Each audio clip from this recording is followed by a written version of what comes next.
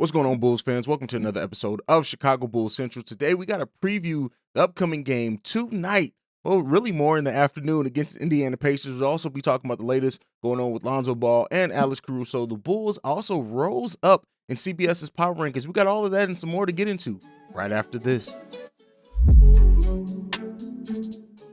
All right, Bulls fans. So first, I want to start off only because this became a topic of discussion in the last live stream, and that was the Bulls ranking in the power rankings. And I had said in that live stream that, power rankings, it was going to change with the way that the Bulls have recently been playing. And that definitely shows the Bulls are now ranked second in CBS's power rankings, rising considerably over the last time. Again, they had a down week. So it is what it is. 22-10, the Bulls should be second. They're playing some of the best basketball in the whole NBA this season. And then considering everything that they've been through, I knew that this power ranking would come along eventually at some point. Vooch's rise, everything going on with that, it all made sense. The Bulls now rank second in CBS's power rankings. Let me know what you think about that down below. The Warriors are the only team above them in the power rankings. Do you agree, disagree? Let me know all that. Let's move on from that, though.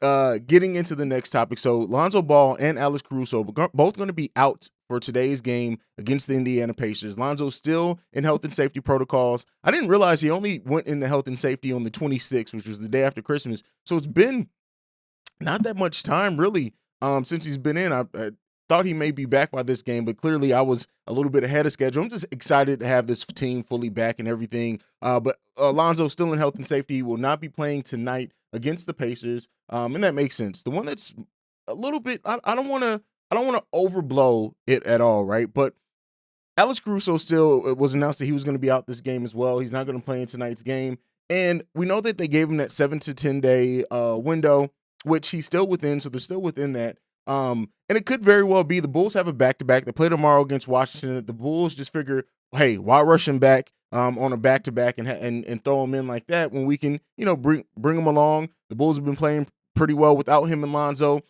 Io's really been flourishing in his extra time as well. Kobe White seemed to be working himself out of his stretch. So with all those things being said, kind of makes sense that he's not back as of right now. Now, hopefully he's back tomorrow against Washington. I think we will definitely need him. I mean, we can always use Haize Caruso, but I hope that he's back sooner rather than later. But the key thing is, and the most important thing, especially with the Bulls and their playoff aspirations, is that we want everybody healthy at the end of the season. So if you have to take a little bit extra time, if we have to play with a little bit more of a depleted roster, but it means that we're going to be fully healthy come time for the playoffs, then that's just what you have to do. That's just what you have to do. You have to take that. And again, with the depth of this team, with the way that this team has been showing, and really the next man up mentality and everything like that, you want to see players be able to take that little bit of time for rest. Yes, as fans, do we want to see them out there? Absolutely. But you got to take the good with the bad. And at this point now, it's probably better that Alex do rest, let that foot completely heal. That way, when he comes back, it's not something lingering or something that could be re-injured. That's my thoughts there. Let me know how you think the Bulls are going to do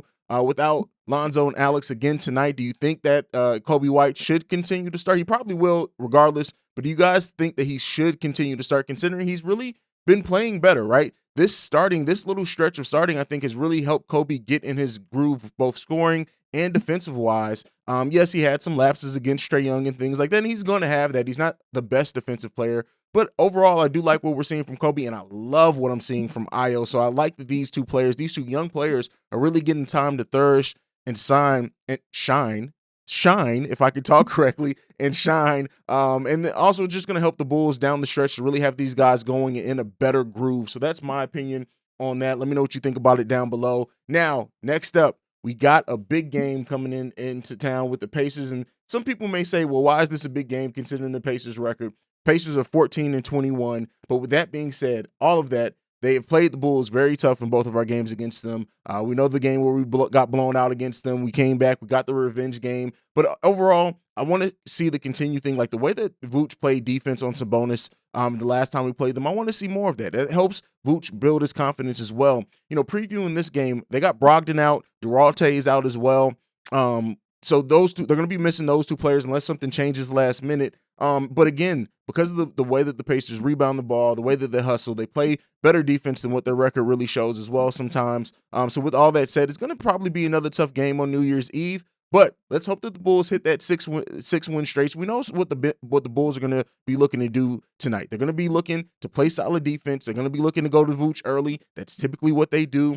DeMar's going to do. I mean, at this point, really now, the thing that makes this team so scary when you really think about it is that we have had no games really where all of our big four have been playing well. We've had games where 3 of those 4 have been playing well. 2 of those 4 have been playing well. Some of them been out. We've had games like that. But really, we still have not yet to see the best version of this team yet as they continue to grow. And then especially with Kobe now being on and Ayo as his continued improvement, everything like that, once they move back to the bench, our improved bench scoring. Alfonso, we haven't had him since we actually signed him to a regular NBA deal. So all these things, the outlook of the Bulls is very, very good. To be 22-10, considering all the adversity that we face, considering that for the most part of the season, right, Vooch wasn't playing the level that he's been playing lately. Because of all of that, to still be 22-10, this Bulls team is a force to be reckoned with, and they're going to come in. They're going to play tough tonight. And I know they have a back-to-back. I know sometimes we expect teams on back-to-backs to have one down game or whatever else to overlook a team. I really don't think this Bulls team currently is going to be overlooking anyone. Now, I could be proved wrong by that, right? I thought that when it came to the Houston game we lost. I thought that the first game that we lost against the Indiana Pacers as well, that we weren't going to overlook teams. But again, the heart, the determination, everything that this team has been playing with has been great in this game. Just some keys to look out for. I want to see the continued development of Tyler Cook. You guys know I'm calling, and I want to see him continue to be on this roster even after everyone's healthy and to continue to get minutes. I want to see him continue to show us things, especially in a matchup where the Pacers do have length. They do have athleticism. They're going to be looking to out-rebound us. They're going to be looking to play their bigs against us and for hope that one of those bigs have a big night against us. So because of all that, I want to see continued development from Cook. I want to see what Ayo does in his continued development as well. And we already know Zach and DeMar are going to be cooking. They're going to be doing their thing. How does Kobe play in the starting lineup? All these things and storylines going into this game. But overall, the good thing and the one thing that we can always trust with this team is they're going to play their hardest and they're going to play their heart out. I'm going to present this question, and this may be a little bit of a weird question to present at the end of this video just because, like I said, we haven't seen the best version of all 4 of them at the same time. But as of right now, who's big 4 would you want to have over the Chicago Bulls big 4? Whose big 4 do you think is best? When you look at I guess you would quantify or qualify maybe the Nets as having a big 4, the Warriors having a big 4, possibly the Bucks. But yeah, other teams that you think have 4 really good players that are big 4 as you would label them. Who's big 4 are you putting over the Chicago Bulls big 4? I can see Brooklyn's once Kyrie's back and in the groove of things, but let me know all that down below. Like I like to end every video on, man. I love you guys. Make sure you're there at the live stream tonight. We will be doing a live stream and a halftime hangout. Now, I know the game's earlier. The game starts at 3 Eastern Standard Time, so that means that the halftime hangout is going to be around 4:30,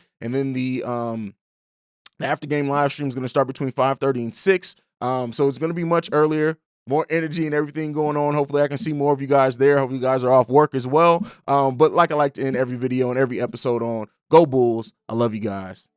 Peace. This has been a presentation of the Break Media.